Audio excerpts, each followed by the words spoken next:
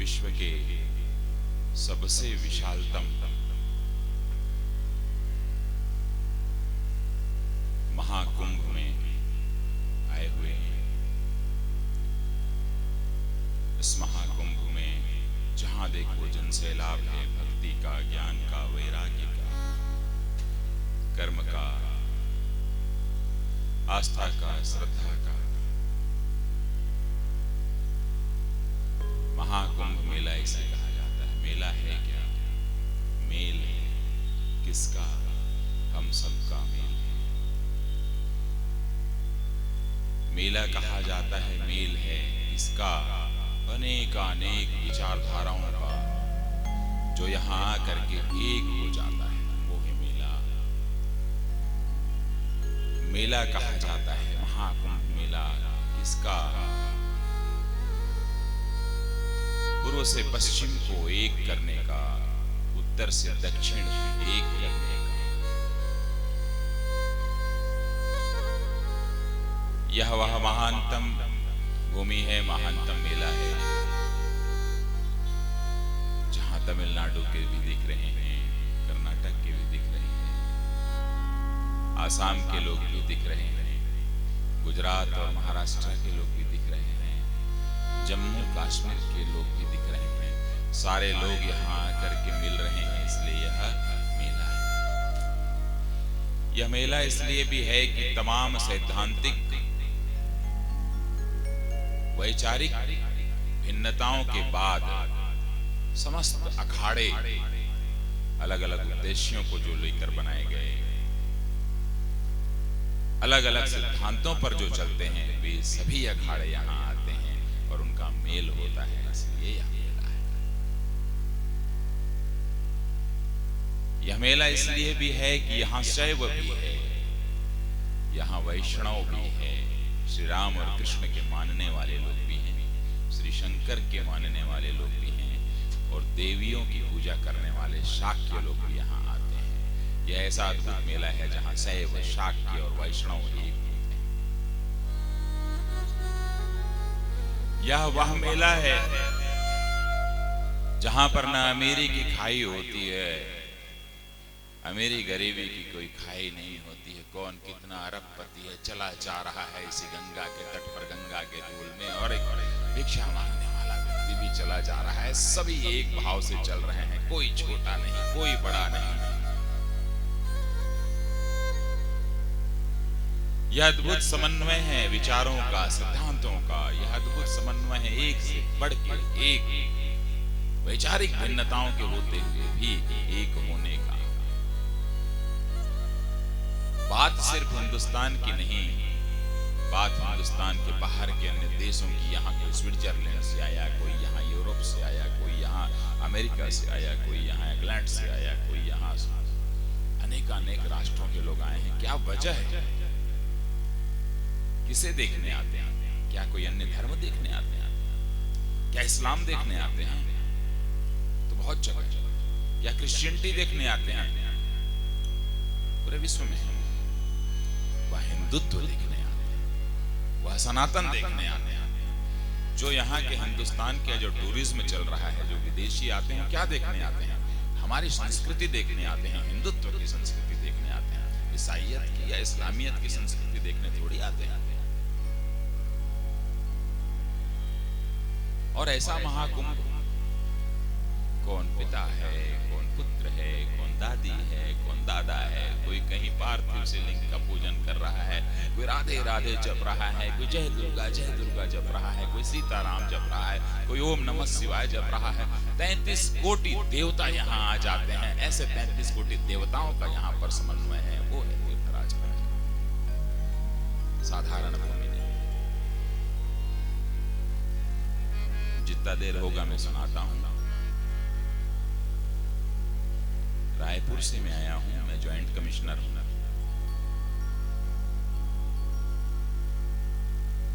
पिताजी के आदेश पर मैं श्री राम कथाएं पूरे देश में घूम के सुना रहा हूं।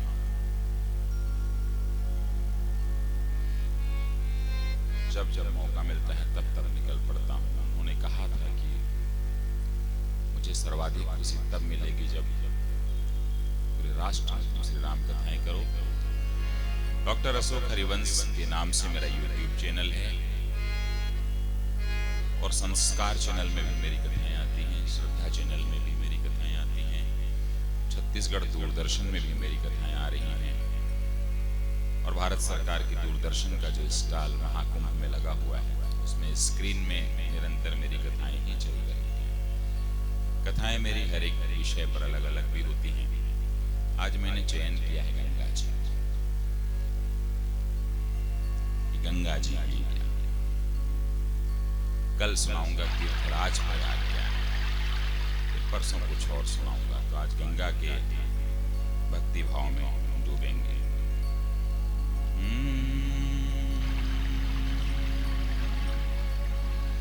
नीलांबुज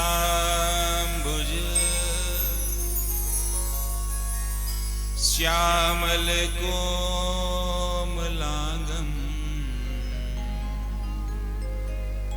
सीता समारोह पितवामभागम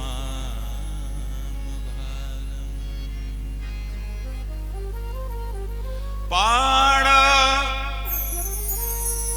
महासायक चारु चापम नमामि राम रघुवंशनाथम्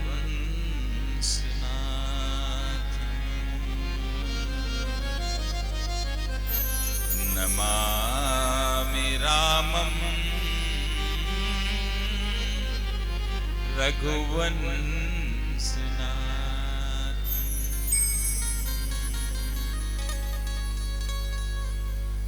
लोकाभिरामं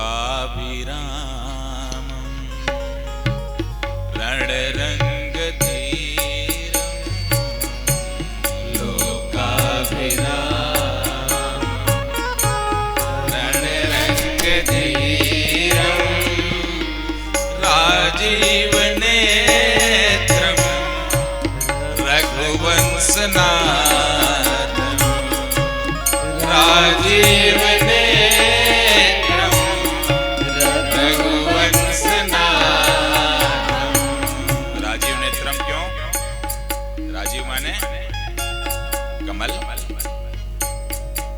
गुलाब नेत्रम क्यों नहीं, मोंगरा नेत्रम क्यों नहीं, चंपा चमेली नेत्रम क्यों नहीं?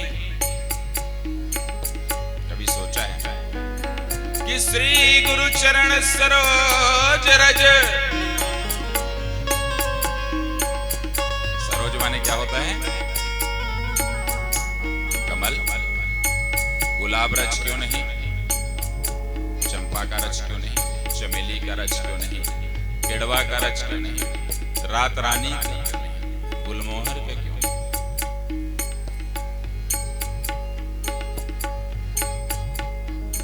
कमल की जड़ें धरती के अंदर जितनी गहराई तक जाती हैं उतनी किसी भी पुष्प की जड़ें नहीं जाती। ठीक है, किसी भी पुष्प की नहीं जाती। तो ईश्वर का नेत्र क्या झड़ने वाले पुष्प के समान होगा? यदि आज आंधी आ जाए, तूफान आ जाए, थोड़ी सी हवा चले तो गुलाब की पंखुड़ियां चरचरा के गिर जाती हैं। सारे पुष्प को देख लीजिए, नजर दौड़ाइए, दिमाग दौड़ाइए, सब गिर जाते हैं। और अच्छी आंधी पड़ जाए तो पेड़ उखड़ जाते हैं। कभी कमल उखड़ता, इसलिए राजीव। यदि इस धरती पे प्रलय आ जाए तो बड़े बड़े पेड़ बहने लगते हैं। यही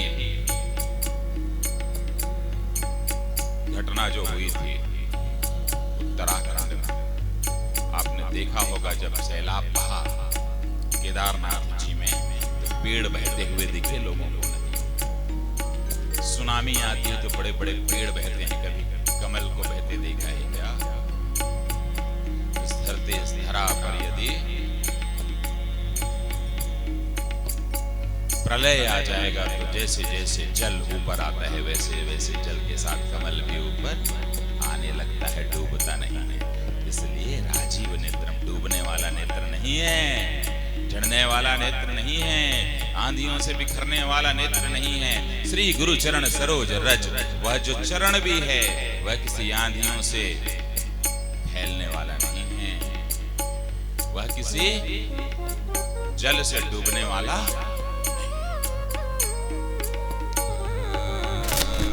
लोकाभिरामं रणरंगधीरं,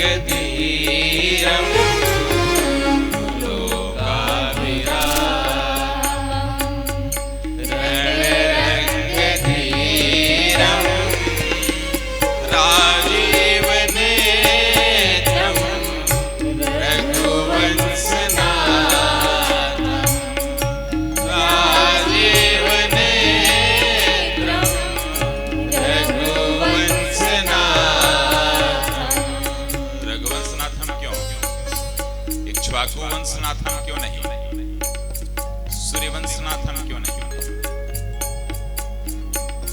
रघुवंशनाथम?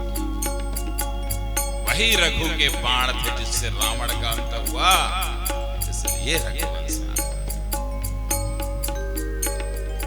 और किसी के बाणों में वो शक्ति नहीं थी, वो ताकत। यदि हम श्री राम को पढ़ते हैं या श्री राम को समझना चाहते हैं तो क्या रावण पढ़ना नहीं पड़ेगा दीदी? इतिहास यदि आपको जानना है श्री राम का, तो श्री रावण का इतिहास बिना पढ़े श्री राम का इतिहास जान जाओगे क्या? कब से था रावण? कब से था रावण? अभी नहीं बताऊंगा, ठीक 1 घंटे बाद बताऊंगा, नहीं तो कहीं चले गए तो आप लोग मिस कर जाओगे और इसी बहाने बैठे रहोगे।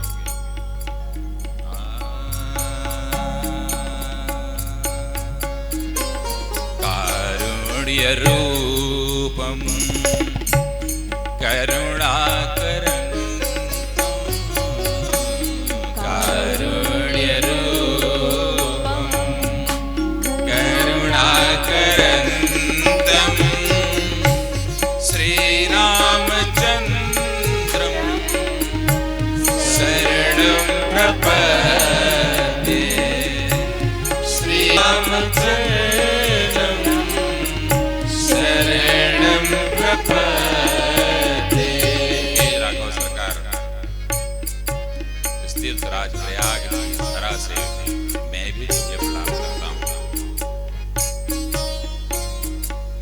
श्री रामचरितमानस संवाद शैली में लिखा हुआ है, एक वक्ता और एक श्रोता के मध्य यह कथा चलती है, ध्यान रखिए। एक वक्ता और, जो मैं बताने जा रहा हूं आमतौर पर कथाओं में, मैं आप बहुत कथाएं सुने होंगे, बजाते रहो, पर मैं जो बताने जा रहा हूं यहां दिमाग में बैठ जाएगा, कभी मुझे भूलोगे नहीं। इसी तीर्थराज प्रयाग में जब माघ मेला समाप्त हो गया, सब अपने अपने घर चले गए, सब अपने अपने घर चले गए। तब भारद्वाज जी ने पूछा याज्ञवल्क्य जी से कि श्री राम कौन? यदि भीड़ का महत्व होता तो माघ मेले में पूछना चाहिए। आखिर क्या कारण है सबके जाने के बाद पूछा? वो इसलिए क्योंकि ईश्वर भीड़ के विषय कभी नहीं होते हैं, ईश्वर हर व्यक्ति की आत्मा के विषय होते हैं। इसलिए इस तट पर माघ मेला समाप्त होने के बाद पूछा भारद्वाज जी ने। सुनने वाले अकेले भारद्वाज जी थे, बोलने वाले अकेले याज्ञवल्क्य जी थे। ईश्वर एक और एक का मामला है। आपको यदि ईश्वर की अनुभूति हो गई तो आपके बेटे को हो जरूरी नहीं, पिता को हो गई तो पुत्र को हो जरूरी नहीं। और यही हुआ मानसरोवर में। श्री राम कौन पूछा किसने? पार्वती जी ने। किससे पूछा? शंकर जी से। बोलने वाले कितने? एक शंकर जी और सुनने वाली भगवती। गरुड़ को अभिमान हो गया उस रण में कि मैंने नागमास से राघव सरकार को छुड़ाया है। अभिमान का निराकरण करने के लिए भूत बावन बोले बोले नाथ बोले नीलांचल पर्वत जाओ, वहां कौवा है बैठा हुआ। कथा प्रारंभ किया। कागभुसुंडी जी ने एक अकेला कागभुसुंडी कथा सुना रहा है और गरुड़ राज कथा सुन रहे हैं। तो गरुड़ राज क्यों कौवा से कथा सुने? पहले अभिमान को हटा दो, पहले राजा हो इसको हटाओ पहले तुम। और कौवा कांव कांव कांव कांव कांव सबसे उसकी आवाज जो होती है सबसे कर्कश होती है, परंतु जब वह राम कहता है तो उसमें मिठास भर जाती है। और वहां भी बोलने वाला एक, सुनने वाला एक। इसलिए भीड़ पे न जाएं। ईश्वर अपने निजी रूप से, व्यक्तिगत रूप से, अपने हृदय से जुड़े हुए जी हैं। एक भी यदि इस भाव को ले गया तो समझ लो वो राम जी को पा गया। कुरुक्षेत्र के मैदान में करोड़ों सेना आई हुई थी। अलाप लिया करो जी। करोड़ों सेना आई हुई थी।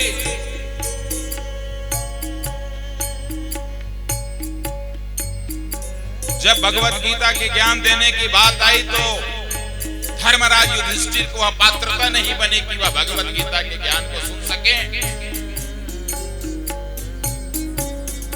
नकुल और सहदेव को वह पात्रता नहीं आई।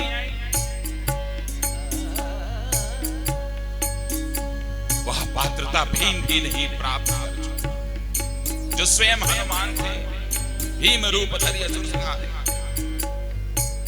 वह पात्रता एक मात्र यदि किसी पात्र को मिली तो वह नर अर्जुन था। वहां भी भगवत गीता सुनने वाला अकेला अर्जुन है और सुनाने वाले भगवान कृष्ण हैं। वो है महाविश्वर। कारुण्य रूपम करुणाकरन्तम, कारुण्य रूपम करुणाकरन्तम, श्रीरामचन्द्रम शरणं प्रपद्ये, श्रीरामचन्द्रम शरणं प्रपद्ये। पार्वती जी ने प्रश्न किया कि कैसा है भाव सिया राम का? अरे दोनों में क्या कोई भेद प्रभु? कैसा है भाव सम्मान का? दोनों में क्या कोई शोध प्रभु? क्या अंतर है सीता और राम में? शंकर जी ने कहा कोई अंतर नहीं। बोले कैसे? कि गिराय रथ जल बीच सम,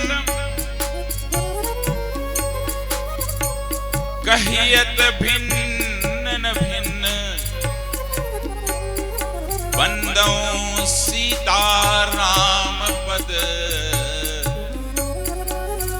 जिन्हि परम प्रिय खिन्न,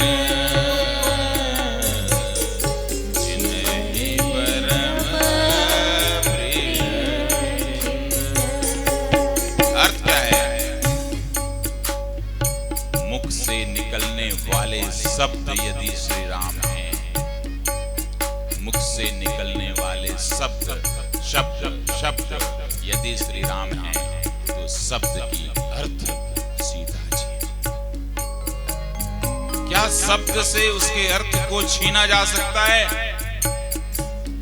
क्या शब्द से अर्थ को पृथक किया जा सकता है?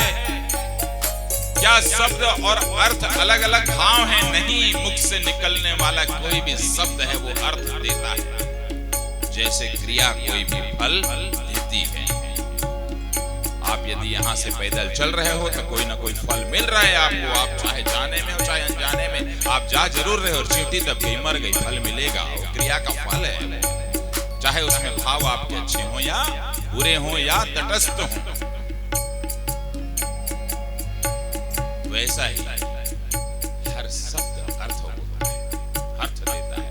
शब्द राघव सरकार हैं, राघवेंद्र सरकार हैं, और अर्थ जगत जननी सीता है। गंगा जी की धारा बह रही है। इस गंगा जी की धारा जो है, जो जल जो अनवरत बह रहा है, यदि जल श्री राम है तो उसमें उठने वाली लहर सीता जी। क्या जल से लहर को अलग कर सकते हो? क्या जल और लहर एक दूसरे के बिना रह सकते हैं? क्या उनका कोई अस्तित्व है?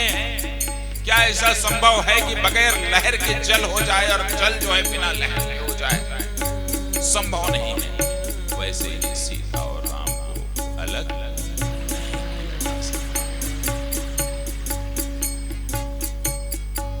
पार्वती जी ने कहा कि यह मानस का चिंतन कैसे है और कब इसका आधार बना। यह नामकरण भी अद्भुत है, यह कैसे मानस संसार बना।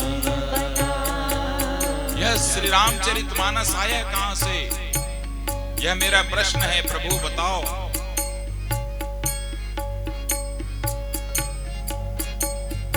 राम सिया राम सिया राम जय जय राम। राम सिया राम सिया राम जय जय राम। रचि महेश निज मानस राखा।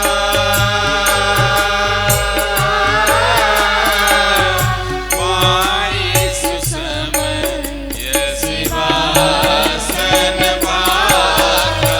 राम सिया राम जय जय राम। राम सिया राम जय जय राम। अच्छा, जब श्री रामचरितमानस को शंकर जी को लिखना था तो उसे अपने मन में रख लिया? बोले हाँ, मन में रख लिया। और पाई सुसमय सिंहासन भाखा, जब सही समय आएगा तब उसे वे इस धरा पे उतारने की सोचे।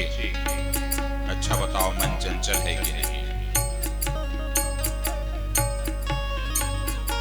तब तो मन से बहुत सारी चीजें हम सोचते हैं इस मन में, और 1 घंटे बाद वो चला जाता है। फिर हम याद करते हैं, पता नहीं चलता हमने क्या याद किया था। चेतन मन, अवचेतन मन, अचेतन मन, 3 प्रकार के मन होते हैं साइकोलॉजी में, सोशियोलॉजी में, एंथ्रोपोलॉजी में। दीदी मैं आपके साथ कथा कर रहा हूँ, बोला कि मैं PhD भी हूँ, मैं MBA भी हूँ, मैं ह्यूमन राइट्स में डिप्लोमा किया हुआ हूँ, B.Ed हूँ, और पता नहीं क्या क्या हूँ, मुझे नहीं पता है। मैं निरंतर पढ़ता हूँ, ठीक है। तो मैं जो सुनाऊंगा थोड़ा सा अलग हट के सुनाऊंगा जी। तो मन में आ गया? बोले हाँ। तो मन में ला करके मानस किसी ने कैसे लिखवा दिया? क्योंकि इस मन की तुलना तो पीपल के पत्ते से की गई है। अभी यहाँ हैं, 1 सेकंड में अपने घर पहुंच गया। दादा कैसे होंगे, बेटा कैसा होगा, पिताजी कैसे होंगे। इसलिए पीपल के पत्ते के समान मन की तुलना की गई है। इस धरा के अंदर कोई भी पत्ता इतनी तेजी से नहीं चलता है, नहीं खड़खड़ाता है जितना पीपल का पत्ता। पीपर पात सरिस मन डोला, पीपर पात सरिस मन डोला। ये तो मन है। पार्वती जी ने कहा जब मन में रख लिया, तो जब आप मानस जी लिखवाने लगे तो आप किसी चीज को भूल तो नहीं गए कि जब मन में आप बसाए थे तो रामचरित कैसे आया श्री रामचरितमानस यह नाम बहुत आकर्षक है। यह मन को तुम्हारे कैसे भाया यह मन को तुम्हारे कैसे भाया। जब किसी भी ईश्वर को साधना है जब हम किसी भी प्रकार की साधना करते हैं जब हम ईश्वर में डूबते हैं हम जब श्रद्धा में डूबते हैं जब हम आस्था में डुबकी लगाते हैं तो वहां मन कई बार काम करना छोड़ देता है और सारी चीजों को हमें मन से ट्रांसफर करके कहां ले जाना पड़ता है यहाँ पे। इसको कहते हैं हृदय। क्या कहते हैं? हृदय दिल। इस हृदय की बात को हृदय ही जानता है। हृदय आदमी को सुख देता है दुख देता है। हृदय की चीजें तो कभी आदमी जल्दी भूलता नहीं है। जो चोट लग जाए तो और प्रेम हो जाए। शंकर जी ने कहा इसीलिए तो मैंने जब मन में रखा तो मुझे लगा कि जब समय आएगा तो उसे हृदय में ले आऊंगा और फिर मैं मन से उतार करके इस मानस जी को हृदय में ले आया। चौपाई क्या कहती है? ताली बजाइए। राम सिया राम सिया राम जय जय राम राम सिया राम सिया राम जय जय राम ताते राम चरित मानस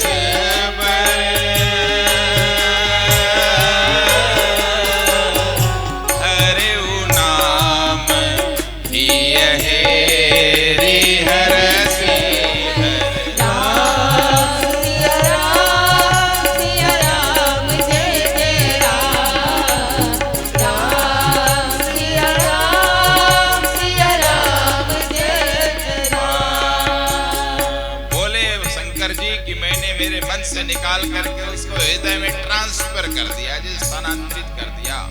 या बोलने वाली बात खत्म हो जानी चाहिए। अरे ये तो बात बड़ी गजब है।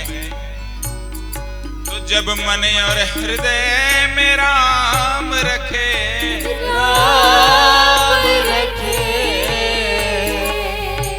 यह बात मुझे बतलाते हो। लिखा श्री रामचरितमानस। तो कवि तुलसीदास कैसे आए यह शंका क्या सुलझाते हो। यह शंका क्या सुलझाते हो। शंभु प्रसाद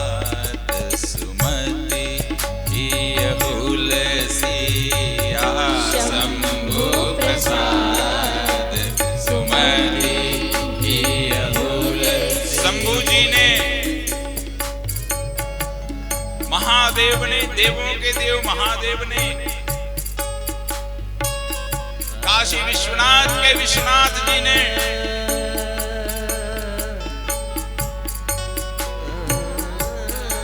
महाकाल ने कृष्णेश्वर ने भीमाशंकर ने मल्लिकार्जुन ने सोमनाथ ने केदारनाथ ने वैद्यनाथ जी ने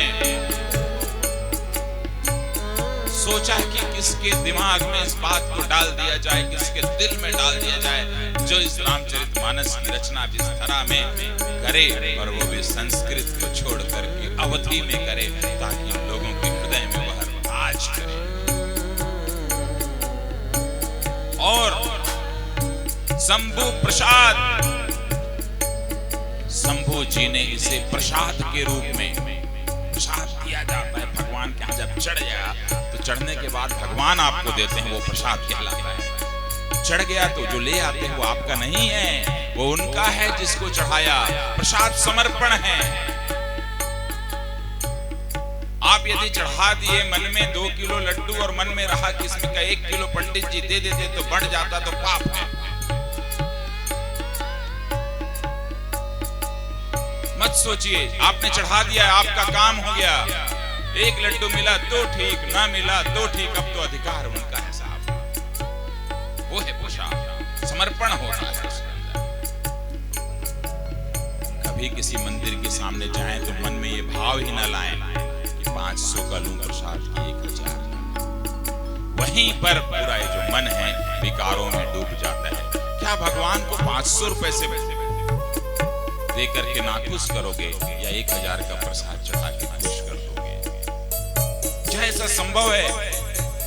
यदि कोई प्रसाद बेचने वाले के पास 5000 रुपए का प्रसाद है और आपके जेब में 20 रुपए हैं, जो आप 20 रुपए का प्रसाद चढ़ाओगे, काम वही करेगा।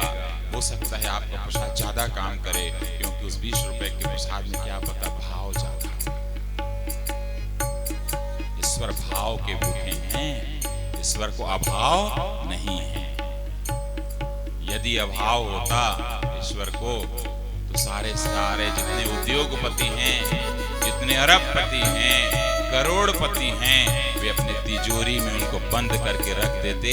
नहीं मिलते रविदास को, नहीं मिलते सूरदास को, नहीं मिलते तुलसीदास जी को, नहीं नाचते वो मीराबाई की गलियों में। नाचते क्या? भाव अर्पित करिए, ठीक है ना? तो उन्होंने उस प्रसाद को शंकर जी ने किसे दिया?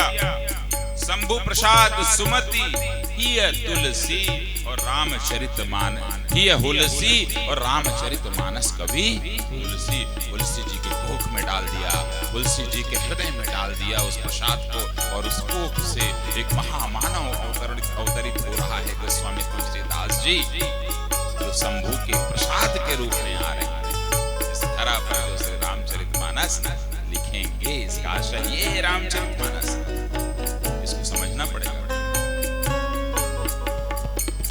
राम के कितने स्वरूप हैं प्रभु,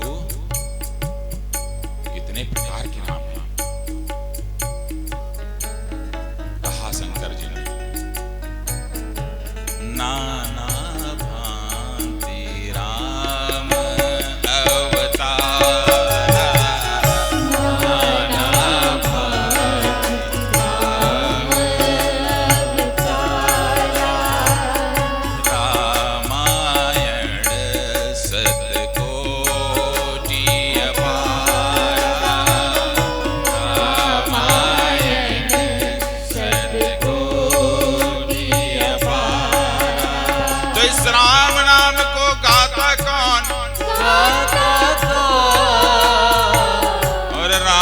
संग निभाता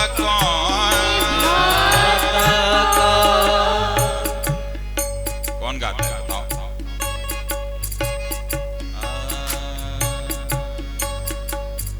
राम सिया राम सिया राम जय जय राम, राम सिया राम जय जय राम। मंगल भावन अमंगल हारी,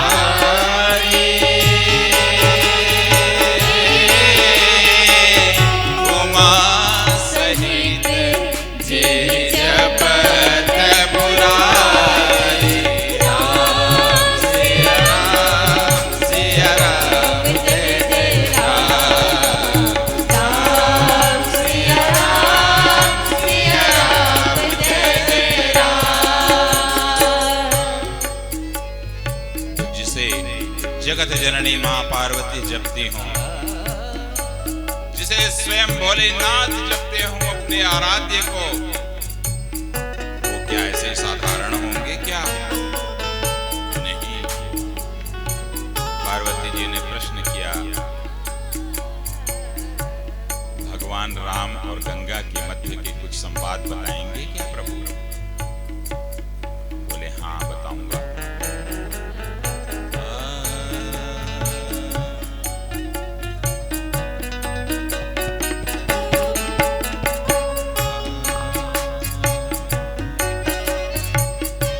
राम भगति जहाँ सुरसरी धारा, राम भगति जहाँ सुरसरी धारा, सुरसरी धारा, सुरसरी। आप कहाँ आए हुए हैं? यही हैं सुरसरी। तो ये जो सुरसरी हैं क्या हैं? यह सुरसरी क्या है? गंगा है, गंगा जी का नाम है। पर ये गंगा जी के नाम की धारा जो बह रही है, जिसमें हम और आप स्नान किए सुबह जा करके, इस धारा का नाम क्या है? इस धारा का नाम है राम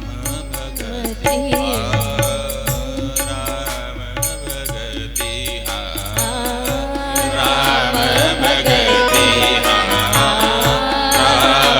भगति, राम भगति, नाम है, नाम बता दिया आप, राम भक्ति। इस धारा का क्या नाम है जो बह रहा है? आप समझ जाओ, राम जी की भक्ति की धारा है। तो गंगा जी की धारा जो है उसका नाम है भक्ति की धारा। ये किसकी प्रतीक है? भक्ति की प्रतीक है। कहां से आए आप लोग? प्रयागराज। मेरी कथा तो हुई थी सोमेश्वर में, शंकर के राम, पिछले वर्ष शंकर जी पे मैंने करी थी कथा। सोमेश्वर महादेव की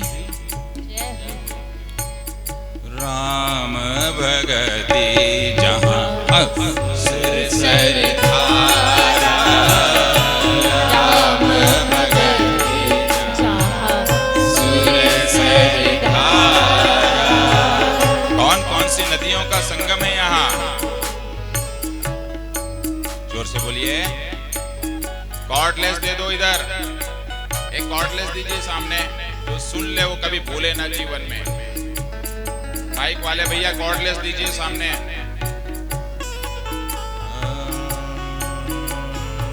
गंगा और सरस्वती। वाह, सरस्वती का भी है, देखिए हैं, प्रयाग किए हैं, आप लोग को देखना चाहिए।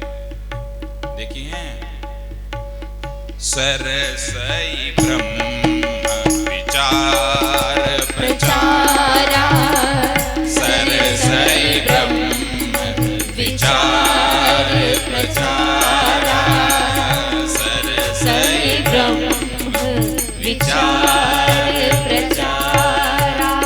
सरसई क्या है? सरस्वती क्या है? ब्रह्म की धारा है, विचार की धारा है।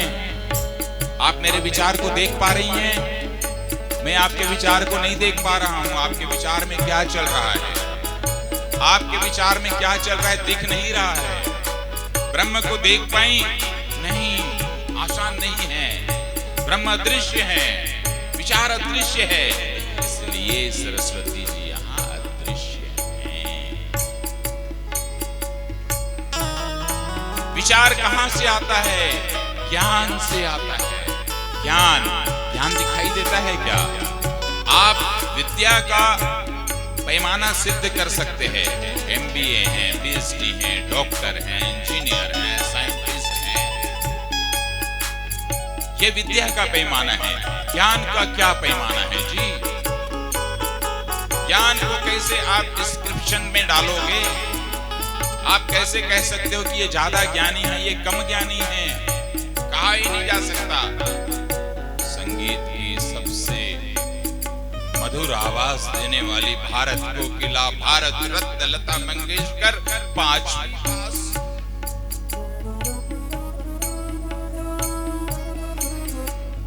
न जाने उनको संगीत में कितने D.Litt दिए गए, कितने PhD दिए गए, बुला करके अवार्ड रखना भूल गई। क्या उनके ज्ञान को किसी ने देख पाया? ज्ञान को देखा नहीं जा सकता। अदृश्य है, ब्रह्म को जल्दी देखा नहीं जा सकता। कब दिखता है? जब लता मंगेशकर जी को भारत रत्न मिला तब दिखाई देता ज्ञान। वैसे ही ईश्वर दिखते हैं, इस हृदय की आंख से देखना पड़ता है। यही है सरस्वती। अब कभी पूछेंगे आप लोग प्रयाग वालों से तो बताइएगा सरस्वती का अर्थ क्या है। सरस्वती ब्रह्म विचार प्रचार, सरस्वती ब्रह्म विचार प्रचार। दो सरिताओं की बात हो गई जहां बैठे हैं। एक तीसरी सरिता और है, कौन सी है? यमुना। विधि निषेध में कलिमल हरनी, विधि निषेध में कलिमल हरनी, कर्म कथा बिनंदिनी बरनी, कर्म कथा बिनंदिनी बरनी। विधि क्या होता है? विधि और निषेध। विधि क्या है? नियम। विधि माने नियम। तो नियम क्या है? वो जैसे बच्चा बैठा है, आपको ये करना है, आप ये करिए। सवेरे 6 बजे उठना है, ये नियम हो गया। जो चीज करना है वो क्या है? विधि है, नियम है। और निषेध क्या है? मना करना। बहुत शैतानी करते हो, तुमको ये नहीं करना है। बदमाशी करते हो, तुमको ये नहीं करना है, ये निषेध है। तो करना दोनों में है, क्रिया दोनों में है। करने में भी है और ना करने बोलने में भी क्रिया है। इसलिए यह जो यमुना जी हैं कर्म के प्रति, ये करना है और ये नहीं करना है। इसीलिए यह जो यमुना जी जब यहाँ आती हैं और मिलती हैं सुरसरी भक्ति की धारा में, तो महान होती हैं। और इसी कारण करने और न करने की इस विधि और निषेध के इस विशेषता के कारण कर्म योद्धा के रूप में द्वापर में भगवान राम कृष्ण के रूप में इसी यमुना के तट पर उसी मथुरा में अवतरित हुए। कारण यही था। और निष्काम कर्म की जो उन्होंने यहाँ पर जगत को शिक्षा दी, क्योंकि यमुना के तट पर रहे तो यमुना कर्म की रेखा है, कर्म की धारा है। इसलिए उन्होंने निष्काम कर्म का प्रतिपादन भगवत गीता में किया। और भगवान राम की जो मानस लिखी गई वह भक्ति की धारा है। समझ रहे हैं आप? वो भक्ति की धारा है और वो कर्म की धारा है। तो ये यमुना जी यहाँ आती हैं। तो आप जिस त्रिवेणी के तट पर बैठे हुए हैं, यह 3 धाराओं का संगम स्थली है। भक्ति गंगा जी, ब्रह्म विचार ज्ञान सरस्वती जी, और कर्म यमुना जी। तीनों धाराओं का जहां मेल होता है वहां तीर्थराज प्रयाग में महाकुंभ का मेला।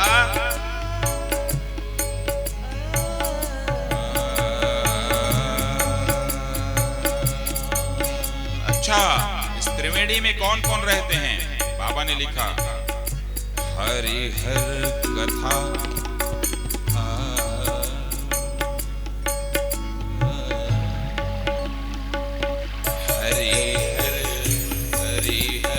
हरि माने विष्णु जी, हर शंकर जी, कथा हरि हर कथा। हरि और हर की कथा यहाँ इस त्रिवेणी में सजती है। क्यों? 8 प्रकार के माधव यहाँ पर पाए जाते हैं। आपके तीर्थराज प्रयाग में कितने प्रकार के? कल बताऊंगा, कल आओगे तब। आज बता दूंगा, क्या पता नहीं बताऊंगा। 8 प्रकार के माधव पाए जाते हैं। उस माधव जी को प्रसन्न करने के लिए भगवान शंकर इस धरा पर तांडव किए हैं जहां की आप रहने वाली हैं। शंकर जी का तांडव हुआ है इस धरा पे जहां आप बैठी हैं संयोग से। और विष्णु जी इतने प्रसन्न हुए, 8 स्वरूपों का 8 माधव का किया है तांडव से, नृत्य करके उन्हें मोहित किया है। इसलिए यह जो धरा है शंकर जी को समर्पित है और विष्णु जी को समर्पित है। हरि हर कथा विराजत बेनी, हरि हर कथा विराजत बेनी। चोटी जब करते हैं तो 3 बार बाल को निकालते हैं, 2 पे नहीं बनती। वही त्रिवेणी है जहां 3 चोटियां सुशोभित होती हैं। आप तीर्थराज प्रयाग के रहने वाले हैं, जितनी बैठी हुई हैं माताएं। यदि यह तीर्थराज प्रयाग जिसके नाम के आगे लिखा है तीर्थराज, तो रानी कौन? ये परसों सुनाऊंगा। राजा है तो रानी होगी ना। कल सुना दूंगा, ठीक है, कल सुना दूंगा। कल तीर्थराज महात्म्य में जब सुनाऊंगा तो सुनाऊंगा। नहीं, कैंसिल करो टिकट, ठीक है, आखिरी में बता दूंगा, बैठना पड़ेगा तब। हरि हर कथा विराजत बेनी, हरि हर कथा विराजत बेनी। सुनत सुनत सुनत सुनत सकल मुद मंगल देनी, सुनत सकल मुद मंगल देनी। राघव सरकार ने सबसे पहले गंगा जी का दर्शन कब किया? ये नरसों बताऊंगा, तो सुनिए।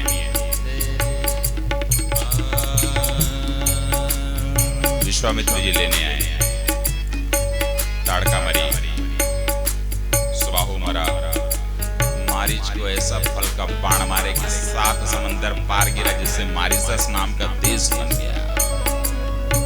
वो है राघव सरकार का बाण, मारिसस नाम का देश बन गया। जहां पे मारीच गिरा था आज भी वहां गड्ढा है। विश्व में सर्वाधिक शोध श्री रामचरितमानस में मारिसस में होता है। अहिल्या जी का उद्धार हुआ। आगे पथ जब आगे बढ़ा तो लिखे, चले राम लक्ष्मण पुनि संगा, चले राम लक्ष्मण पुनि संगा, थे जहां जग पावन गंगा, गए जहां जग पावन गंगा। गंगा जी को देखा भगवान राम ने बक्सर के पास में। कहां पे? बक्सर बिहार, वहां पे गंगा जी है। श्री राघव सरकार ने पूछा ये कौन? विश्वामित्र जी ने कहा ये गंगा जी है। अब वो पूछ रहे हैं, वो बता रहे हैं, वो ये नहीं बोल रहे हैं कि मेरे चरण नख से निकली हैं, वो भी जान रहे हैं कि निक चरण नख से निकली हैं, पर वही ये लीला है। गाधी सुत सब कथा सुनाई, गाधी सुत सब कथा सुनाई, जेहि प्रकार सुरसरी महियाई, जेहि प्रकार सुरसरी महिया। मही माने धरती। धरती में सुरसरी कैसे आई? यह कथा सबसे पहले राघवेंद्र सरकार को नीलेश बाबू बक्सर के तट पर गंगा जी के स्नान के समय में विश्वामित्र जी ने सुनाया।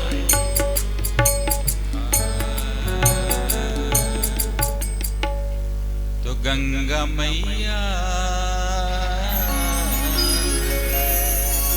तो गंगा मैया हो, गंगा मैया, तो गंगा मैया हो गंगा मैया तो गंगा मैया हो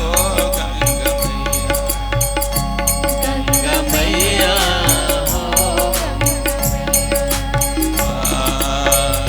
वेद करे गुण गान तुम्हारा वेद करे गान तुम्हारा कर जाते कट जाते सब पाप तुम्हारा कट जाते सब पाप हमारा। ऐसा वेद है। इस वैदिक नदी के बारे में, सरिता के बारे में जितना कहा जाए कम है। गोमुख से गंगा सागर तक, गोमुख से गंगा सागर तक तेरा ही विस्तार तुम्हारा, तेरा ही विस्तार तुम्हारा। गंगा जल से खुद ही नहाए, गंगा जल से खुद ही नहाए, गंगा जल से खुद ही नहाए, गंगा जल से खुद ही नहाए। सिया लखन संग मैया गंगा मैया हो गंगा मैया मैया गंगा मैया हो गंगा मैया गंगा मैया। हो गंगा मैया। शिव शंकर के शीश की, शीश की अरे सरिता है सरताज पर काला जल अपशिष्ट डालकर। शर्मानी चाहिए उन उद्योगपतियों को जो आते तो जरूर है यहाँ पर गंगा में नहाने के लिए, परंतु उनके उद्योग धंधे काली नाली जो उनके गिरते हैं, काले जो पानी की नालियां जो बहती हैं उसी गंगा में जाकर के बहाते हैं तो करोड़पति और अरबपति। क्या यही गंगा का सम्मान है कि काला जल अपशिष्ट डाल के अरे मैली कर दी मैली कि बनते हो तुम जनसेवक और करते खोटे काम। अरे लाखों करोड़ों तुम खाते हो, अरे लेकर गंगा नाम, लेकर गंगा। ऐसा करोगे तो पाप के भागीदार बनोगे। एक पीढ़ी खा लोगे, दो पीढ़ी खा लोगे, तीन पीढ़ी खा लोगे, चार पीढ़ी खा लोगे, उसके बाद का नष्ट हो जाओगे। वंश चलाने वाला मिलेगा नहीं। मानस पीठ से बोल रहा हूं, ऐसे लोग वंश चलाने वाला नहीं मिलेगा, कदापि नहीं मिलेगा। यह गंगा सरिता सिर्फ नदी नहीं है, गंगा हमारी अस्मिता है, गंगा हमारी अभिमान है, गंगा हमारी सम्मान है। गंगा के बारे में जितना कहा जाए उतना कम है कि पावन धरा है भारती, अरे वरदान है गंगा, अरे विष्णु चरण नख निर्गता, सम्मान है गंगा, सम्मान है गंगा। कि लाखों करोड़ों इंसा की कितना अच्छा गाना बना था। हम उस देश के वासी हैं जिस देश में गंगा बहती है। और ऐसे लोग यदि उस गंगा को पवित्र कर रहे हैं तो उनको नरक ही जाना पड़ेगा, चाहे वो कुछ भी पूजा कर ले, पाठ कर ले। कि लाखों करोड़ों इंसान पर एहसान है गंगा। भारत धरा की शान है और पहचान है गंगा। पहचान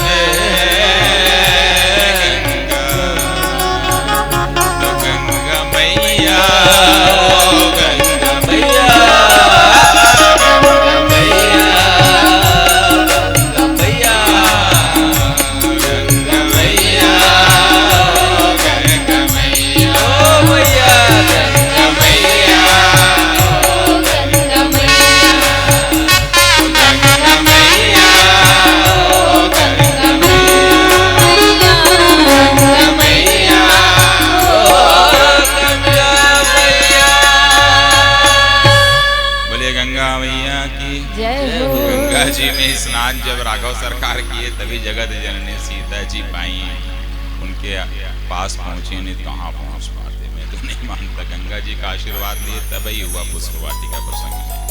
मेरी कथाएं अनेक अनेक आती हैं। डॉक्टर अशोक हरिवंश जब आप देखेंगे यूट्यूब चैनल पे तो दिखेंगी। पुष्प वाटिका प्रसंग में सीताराम जी के रास पर भी मेरी कथा आती है। हिंदुस्तान के अंदर इस मुंबई में फिल्मी जगत में बनने वाले प्रेम पे लिखे हुए प्रत्येक गाने, प्रत्येक गीत पुष्प वाटिका प्रसंग से लिए गए हैं। मैं प्रमाणित करता हूं मेरी कथाओं में जब श्रृंगार विवाद करना होता है, और ये बहुत बहुत चर्चित होती है मेरी कथाएं जहां भी जाता हूं। सीता जी मिल गई, पहुंचे अयोध्या, वनवास होता है। जब वनवास होता है तो फिर गंगा जी से सामना होता है। वनवास जगत जननी माँ कैकेयी जी की कृपा से होता है। मैं तो ये कहता हूँ उनकी कृपा से कि रानी के चलो हमारी कैकेयी के राम का इनको 2 लाइन सुना दो भाई। मेरी एक कथा है कैकेयी के राम, उसका 2 भजन सुना दो भाई। कि रानी कौशल्या तो माता थी राम की, रानी कौशल्या तो माता थी राम की, रानी कौशल्या तो माता थी राम की, रानी कौशल्या तो माता थी राम की, रानी कैकेयी तो, रानी कैकेयी तो, रानी कैकेयी तो, रानी कैकेयी तो क्या था? निर्माता राम की, रानी कैकेयी तो थी निर्माता राम की, रानी कैकेयी तो थी निर्माता राम की, रानी कैकेयी तो थी निर्माता राम की।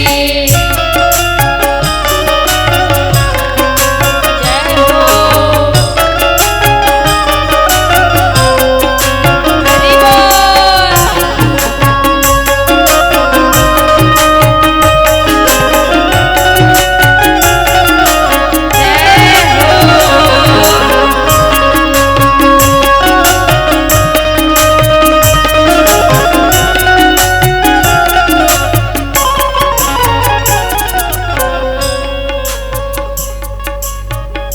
वजन का वाह पढ़े हैं ना अपन, वजन का वाह, बकरी का, बकरी का वाह। जब भगवान राम बन गए हैं तो हर जगह मैथिल में जब लिखा गया तो बन लिखा गया शब्द। क्या लिखा गया? श्री राम कहाँ गए? बन गए।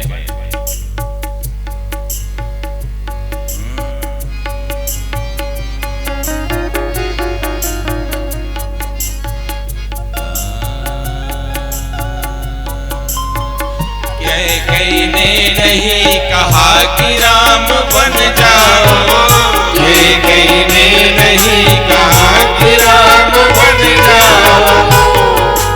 वजन का वाह।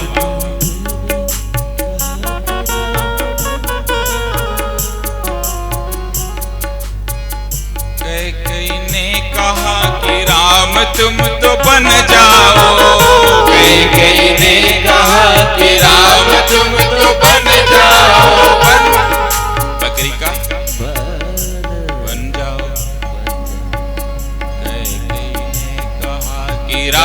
तुम तो बन जाओ। कैकेयी ने कहा कि राम तुम तो बन जाओ। कैकेयी ने कहा कि राम तुम तो बन जाओ। रानी कैकेयी तो रानी कैकेयी तो रानी कैकेयी तो रानी कैकेयी तो दाता थी राम की। रानी कैकेयी तो थी निर्माता राम की। रानी कैकेयी तो थी निर्माता राम की।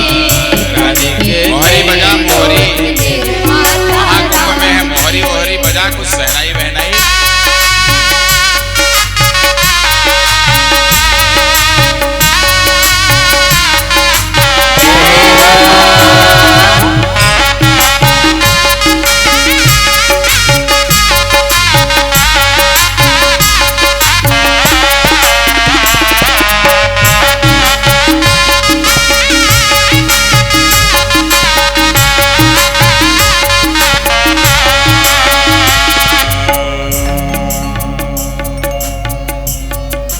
चलिए 1 मिनट बड़ी महत्वपूर्ण भाव है, बजाते रहो, सुन लेना ध्यान से।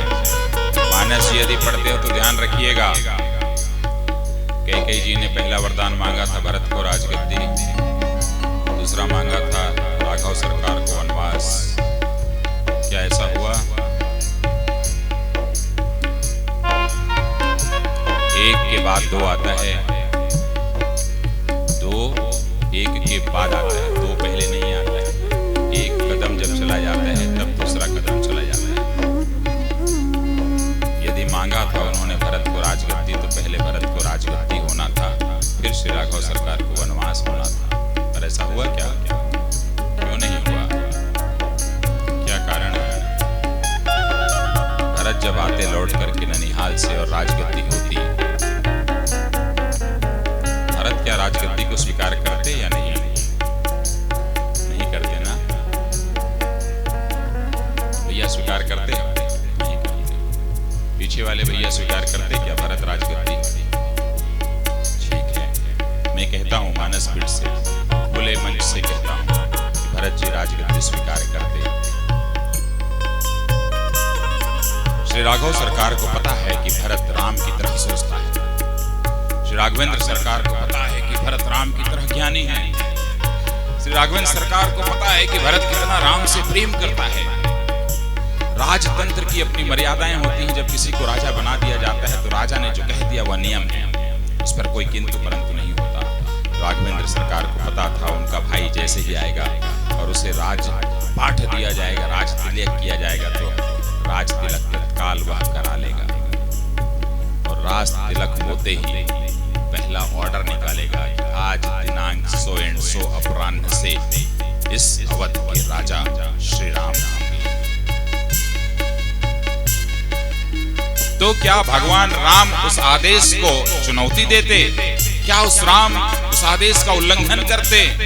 नहीं, उन्हें ज्ञात है कि भरत आएगा तो तत्काल राजपाट लेगा और पहला आदेश निकालेगा कि आज के बाद से और अभी तत्काल 1 घंटे बाद से ही इस अयोध्या का राजा राम होंगे। इसलिए उस क्रम को भगवान राम ने तोड़ दिया और निकल पड़े वनवास में। कहाँ है कैकेयी दोषी? फिर तो कैकेयी ने जो कहा वो तो हुआ ही नहीं, दशरथ जी ने जो कहा वो भी नहीं हुआ, वो है राम।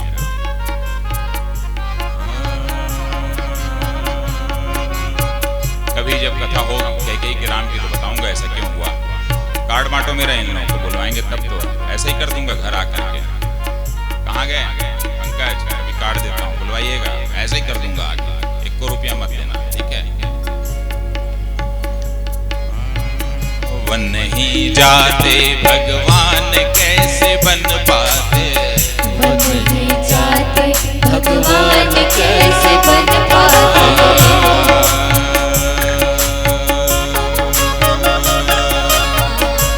वन नहीं जाते,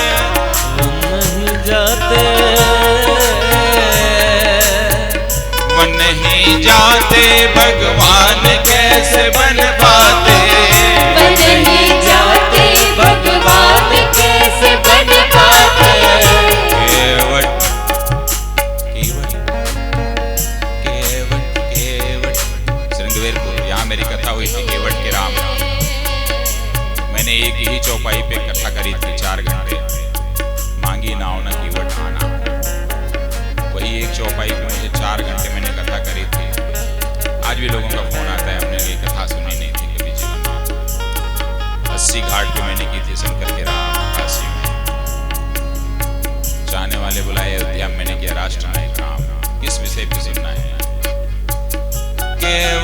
सबरी हनुमान को कैसे पाते, केवट सबरी हनुमान को कैसे पाते, केवट सबरी हनुमान को कैसे पाते, केवट सबरी हनुमान को कैसे पाते। रानी के कई तो, रानी के कई तो, रानी के कई तो, रानी के कई तो, विधाता थी राम के रानी के कई तो थी निर्माता राम की, रानी के कई तो थी निर्माता राम की, रानी के कई तो थी निर्माता राम की, रानी के कई तो थी निर्माता राम की। भगवान राम जब पहुंचे श्रृंगवेरपुर में तो तेरे राम देव सरी देखी, गंगा जी को देखी, कीन दंडवत रस विशेषी, विशेष हर्ष हुआ। क्यों? यह सामान्य हर्ष भी हो सकता था, विशेष हर्ष इसलिए हुआ कि तुझे प्रणाम कर रहा हूं, ठीक है, यह मेरा कर्तव्य है नर के रूप में, पर तुझे तो पता है कि मैं नारायण। हर्षित हुए हैं देख करके कि तू मेरी ही चरण से निकली है, कितनी सुंदर ढंग से तू बह रही है, इसलिए हंसे। कि गंग सकल मुद मंगल मूला, गंगा जी के बारे में बताया गया कि सब सुख करनी हरनी सब सूला, सभी प्रकार की विपत्तियों का नाश करती हैं।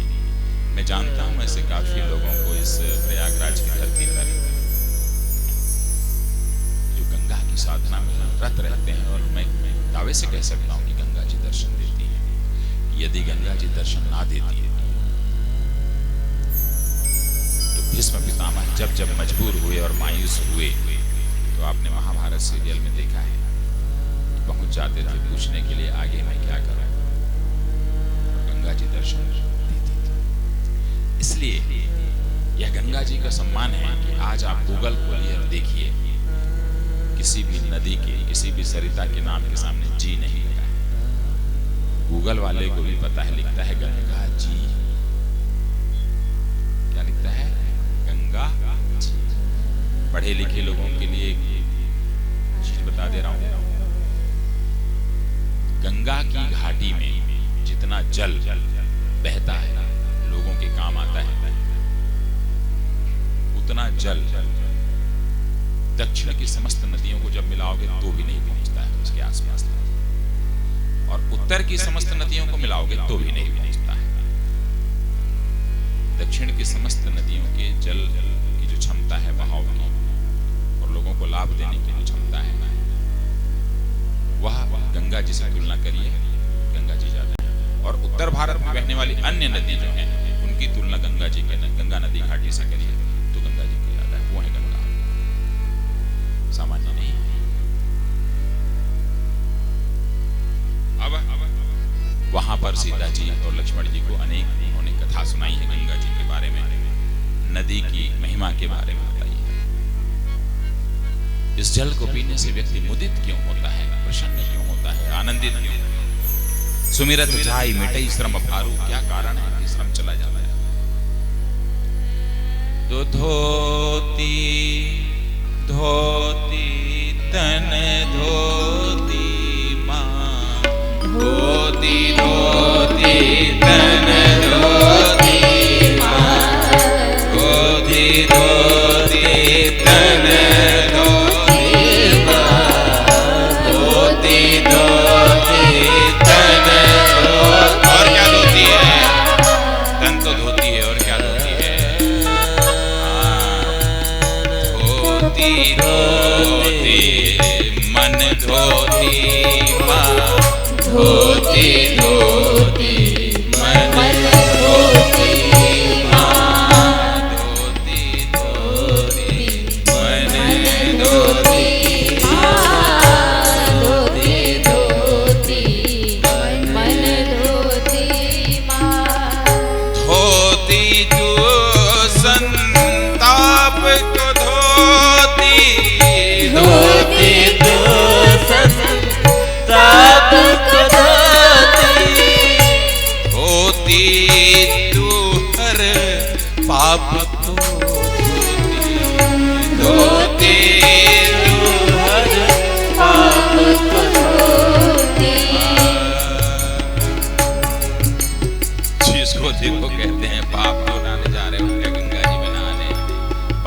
कहोगे अपना।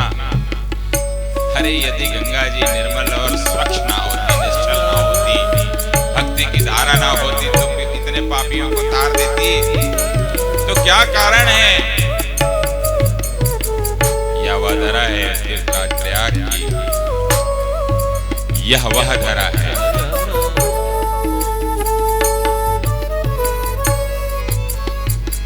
जहां भारद्वाज जी का आश्रम, किसका आश्रम है? आप लोग तो हैं तीर्थयाग के, किसका आश्रम है? भारद्वाज जी। भारद्वाज जी प्रातःकाल 4 बजे नहाने के लिए चला जाया करते थे गंगा जी की ओर।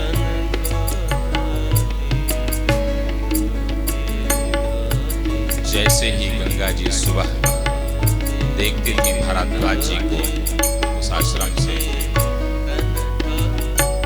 24 सीढ़ी उछल करके ऊपर आती थी। कितनी सीढ़ी?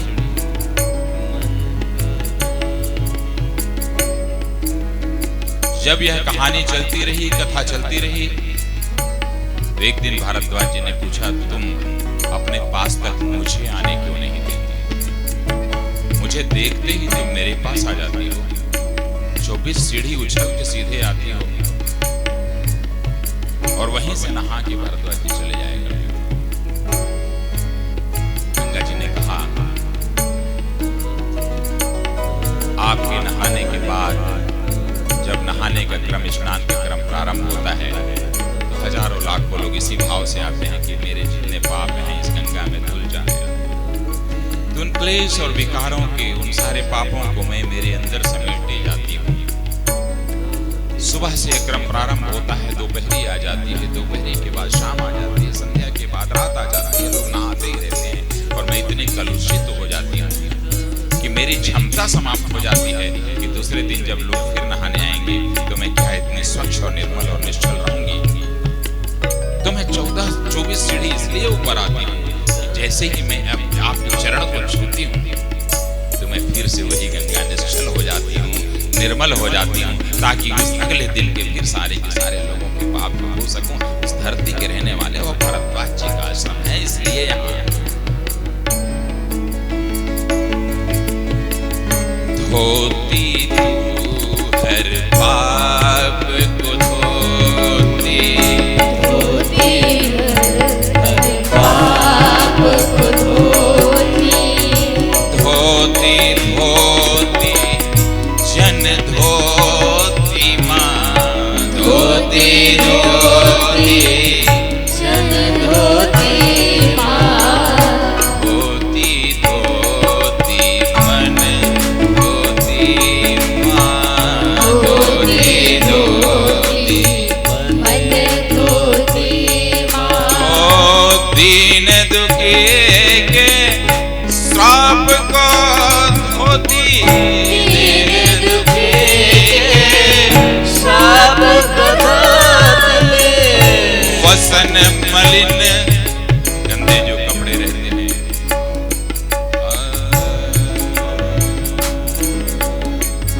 वसन मलिन के छाप को धोती, वसन मलिन के छाप को धोती, लोभ को धोती, क्षोभ को धोती, लोभ को धोती, शोभ को धोती, अहंकार और क्रोध को धोती, अहंकार और क्रोध को धोती, क्लेश विकारों को है धोती, क्लेश विकारों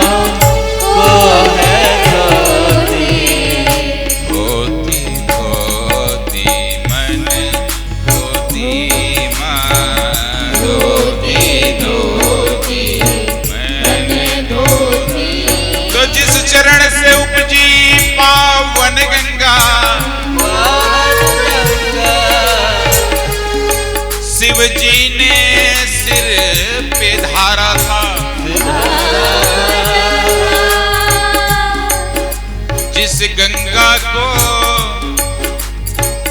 भागीरथ ने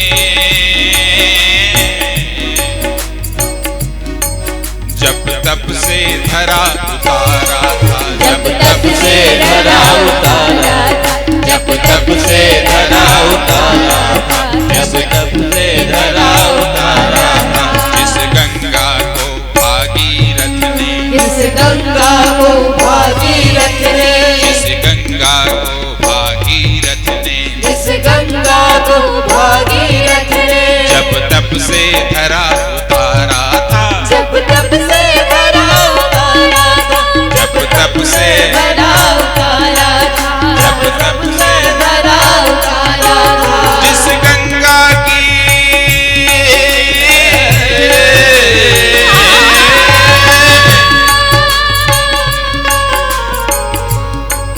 जिस गंगा की पावन धारा से, गंगा की पावन धारा से सगर पुत्र के पाप मिटे, सगर पुत्र के पाप मिटे। गंगा पार प्रसंग कथा से, गंगा पार प्रसंग कथा से केवट के संताप मिटे, केवट के संताप मिटे, हाँ केवट के संताप मिटे। धोती धोती धन धोती माँ, धोती धोती तन धोती माँ, धोती धोती मन धोती माँ, धोती धोती मन धोती माँ, धोती धोती तन धोती माँ, धोती धोती मन धोती माँ। इस अखिल विश्व में सबसे पहले प्रलय ही था। जब धरती बनी तो प्रलय में क्या रहता है? जल। तो जल क्या है? देवता है। जल का बेटा कौन होता है? जल का पुत्र कौन है? वृक्ष। जल का पेड़, जल का वृक्ष, जो जल का बेटा है कौन कहा जाता है? वृक्ष। पेड़ पौधे जो है जल की बेटी कहे जाते हैं। बगैर जल के पैदा कर लोगे क्या? नहीं। इसलिए जल उन्हें रक्त देती है, इसलिए सारे के सारे वृक्ष हैं उनके बेटे कहे जाते हैं। तो जीवन का आधार क्या है? जल है। इसलिए देखिए कितना साइंटिफिक है हमारा धर्म। इसलिए जब विष्णु जी अवतार लिए तो सबसे पहले कहाँ लिए? जल। मत्स्य अवतार पहला कहाँ हुआ? जल। मत्स्य अवतार जल में चलने वाले, जलचर जिसे कहा गया। फिर कहा गया उभयचर, जो जल में भी चलता हो और थल में भी चलता हो, जैसे कछुआ। उभयचर ये आया, उभयचर। फिर आया थलचर। डार्विन जाना है? 2 बजे से कथा है वहां, ठीक है, 15 मिनट में खत्म कर दें। तो जलचर, उभयचर और थलचर, 3 प्रकार के जो चर आए, 3 प्रकार के जीव जंतु इस धरती पे आए, धरा पे आए, उसमें जल पहले आता है। और इसी जल पे हम आते हैं जहाँ कुंभ हम कहते हैं, महाकुंभ। कुंभ क्या है? घड़ा है। उस घड़े में क्या खाली घड़े की पूजा होती? नहीं, भरी हुई। जहाँ भी आप पूजा करते हैं, पूजा स्थान पे क्या करते हैं? कलश रखते हैं कि नहीं? कलश में स्थापित करते हैं कि नहीं? जल। बिना कलश के पूजा होती है क्या? नहीं। और जब आप भगवान को देते हैं, उस आम्र के पत्तों से देते हैं, जल ही तो समर्पित करते हैं। हाथ धोते हैं, जल समर्पित करते हैं। आप जल लेते हैं, अपने मुख में लेते हैं, पावनता के लिए, पवित्रता के लिए, है ना? तो ये जो जल है, इसीलिए जल का महत्व पूरे धरती में सबसे अधिक है। यदि आदमी के आंख से जल चला गया तो वो अंधा हो जाएगा। आंख यदि सूख गई तो क्या हो जाएगा? अंधा हो जाएगा।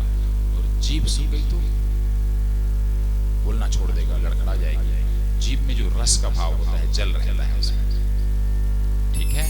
यदि जीभ गई तो गया, और यहाँ का जल चला गया तो पागल। क्या हो जाता है? पागल हो जाता है। इसलिए देखो, मेरे को भी एक कथा फिर जाना है, 2 बजे करनी है, और उसके बाद फिर मेरी कल से फिर 3 जगह होगी कथा। 5 बजे से फिर मेरी कथा होगी ज्ञानानंद जी के यहाँ। अभी मेरी कथा प्रथम पूज्य शंकराचार्य वासुदेवानंद जी के यहाँ भी 2 बजे से मेरी कथा है, कि वहाँ मैं निकलूंगा यहाँ से। तो मैं कह रहा हूँ कि जल को बचाना है। बच्चों को बताइए कैसे बचेगा। दीदी कितना दिन से हमको लगाती हो? 1 हफ्ते में 2 बार, 1 बार, और 1 महीने में 4 बार। उसको 3 कर दो, सिर्फ 3 करो, 1 कम करो, जल बचेगा। आप ईश्वर की पूजा करेंगे, आप अपने कर्मों में ईश्वर की पूजा करेंगे, तय है बचेगा। आपको उसका कितना पुण्य मिलेगा आप सोच नहीं सकते। बस इस भाव को डाल लो कि हे जल, हे वरुण देवता, मैं 4 बार शैम्पू करती थी, अब 3 ही बार कर रही हूँ, बाकी तू मेरा देख।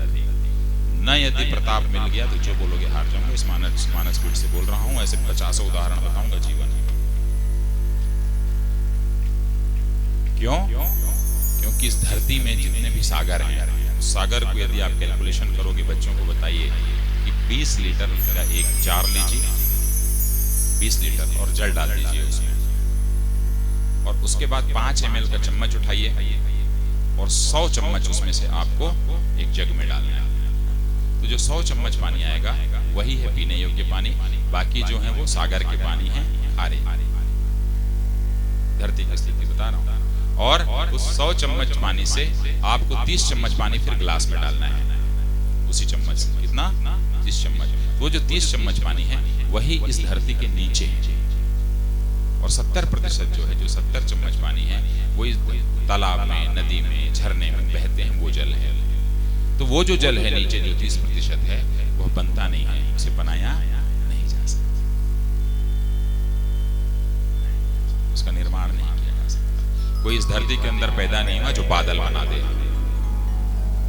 यदि लोग बादल से पानी बरसाते हैं दुबई वगैरह में, तो नीचे से जल ले जाते हैं हेलीकॉप्टर, हवाई जहाज से, तब बरसता है, जल ले जाते हैं, बनाता नहीं है कोई। तो जल को हमें बचाना है, संरक्षित करना है, यही गंगा जी कहती हैं। ठीक है, तो ये सारी चीजें चलती रहेंगी। अब क्या हुआ? गंगा जी कह रही हैं कि प्रभु जी मैं हूँ गंगा माई, प्रभु जी मैं हूँ गंगा माई, प्रभु जी मैं हूँ गंगा माई। क्या कह रही हैं? मेरा उदय हुआ विष्णु के चरण नख से। तो विष्णु जी जो है जल से संबंधित हुए कि नहीं? मुझे रखा गया ब्रह्मा जी के कमंडल में, ब्रह्मा जी जल से संबंधित हुए कि नहीं? वहां से मैं उतरी शंकर जी के जटा में, शंकर जी जल से संबंधित हुए कि नहीं? तो जब तीनों देवता इस जल की रक्षा के लिए हमारे सामने एक मैसेज देते हैं, तो क्या हमें नहीं सोचना चाहिए? विष्णु चरण से ब्रह्म कमंडल, विष्णु चरण से ब्रह्म कमंडल, कठिन राह से आई हो प्रभु जी, कठिन राह से आई हो प्रभु जी, कठिन राह से आई। भागीरथ के जप और तप से, भागीरथ के जप और तप से, शंकर जटा समाई हो प्रभु जी, शंकर जटा समाए हो प्रभु जी, शंकर जटा समाए प्रभु हो प्रभु जी। मैं हूँ गंगा माई। हर घर में आप लोग पानी की टंकी रखते हैं, में अलार्म आ जाता जैसे ही वो पानी की टंकी भरेगी अलार्म बजने लगेगा, तो पानी जो नीचे से आ रहा है बच जाएगा थोड़ा सा। दूसरा नूर क्या लगाना है, लगाओगे?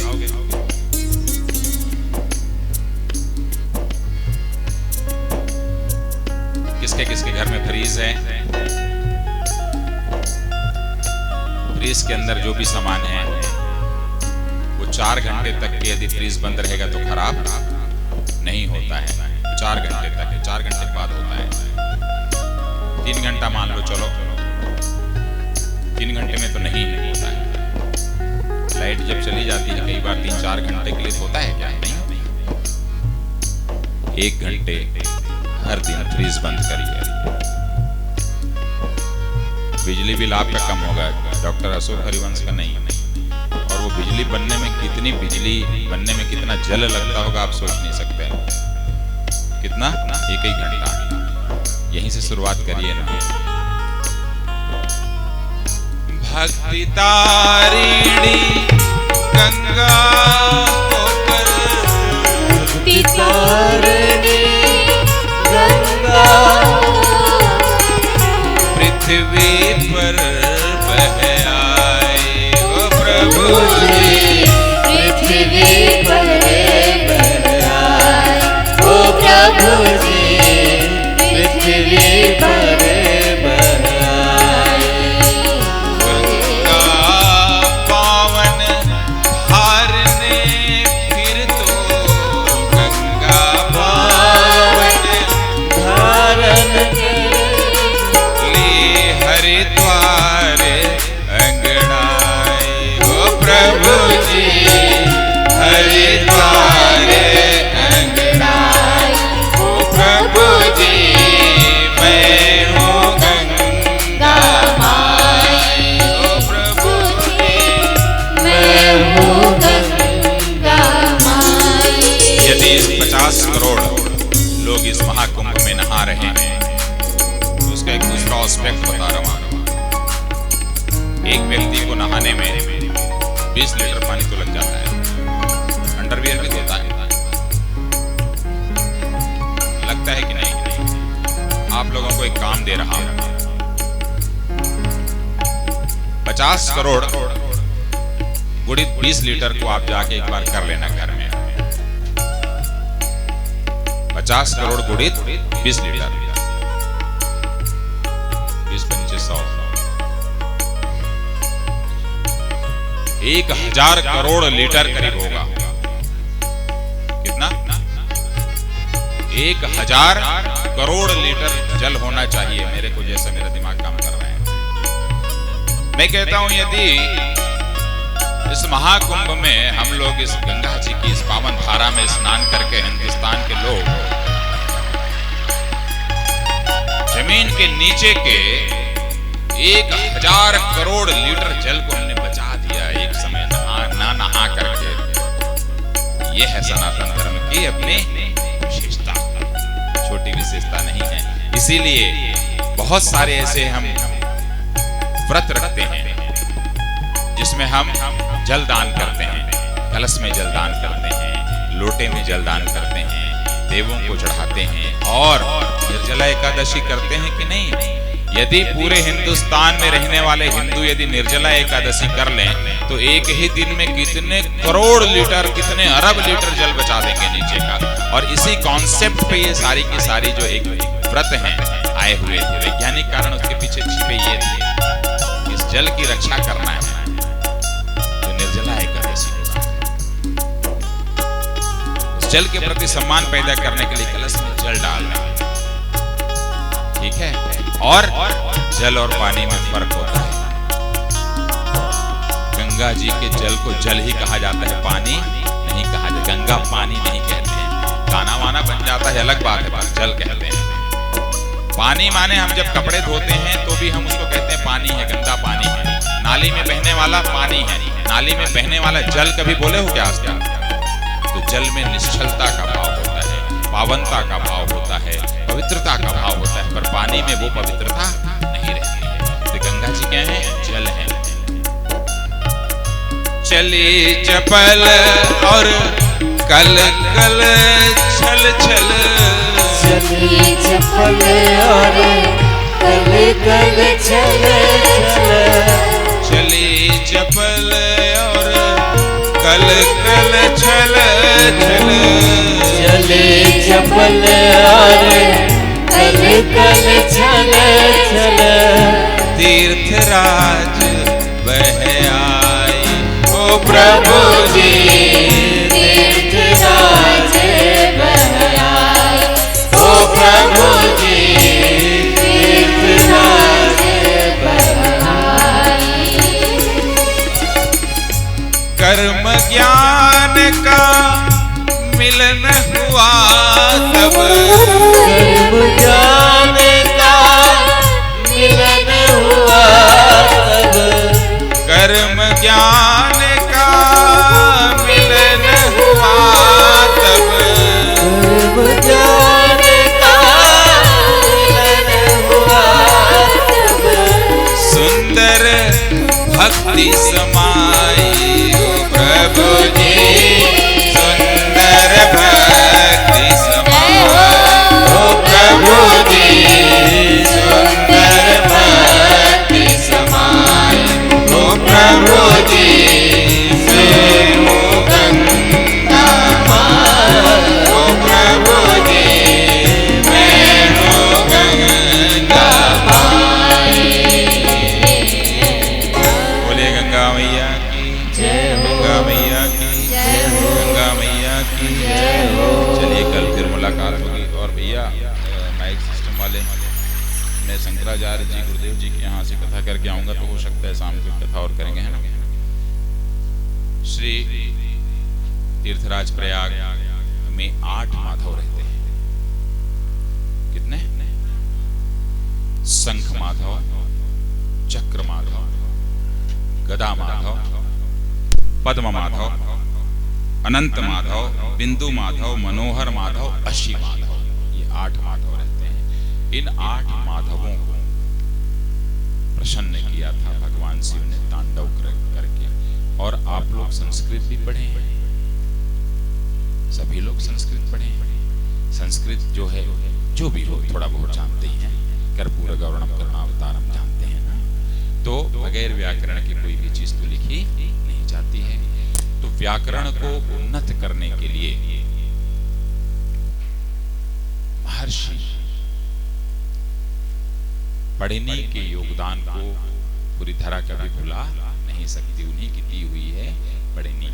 इसी अक्षय वट के नीचे में पढ़नी जी ने शंकर जी की साधना करी, जिससे इस संस्कृत भाषा की जो हमारी जननी है उसके 14 सूत्र निकले। कितने सूत्र? 14 सूत्र निकले। और उन्हीं सूत्रों का विस्तार 4000 सूत्रों में पढ़नी जी ने किया। मजे की बात है, वो 14 सूत्र निकले कैसे? कभी रात को जाइएगा और रहिएगा 2-4 दिन वहां पे, कोशिश करिएगा, आपको एहसास होगा। शंकर जी का डमरू 14 बार बजा, 14 बार नाद हुआ। 14 डमरू के नादों से पढ़नी जी के उस डमरू की जैसी आवाज आई, उसी आवाज को उन्होंने 14 सूत्रों में लिखा। और वहां से फिर सूत्र प्रारंभ हुए। वो इस धरा के आप लोग रहने वाले हैं, इस धरा में रहते हैं आप लोग। कल तीर्थराज प्रयाग के महात्म्य पे चर्चा बाकी करेंगे। आप लोगों ने मुझे सुना।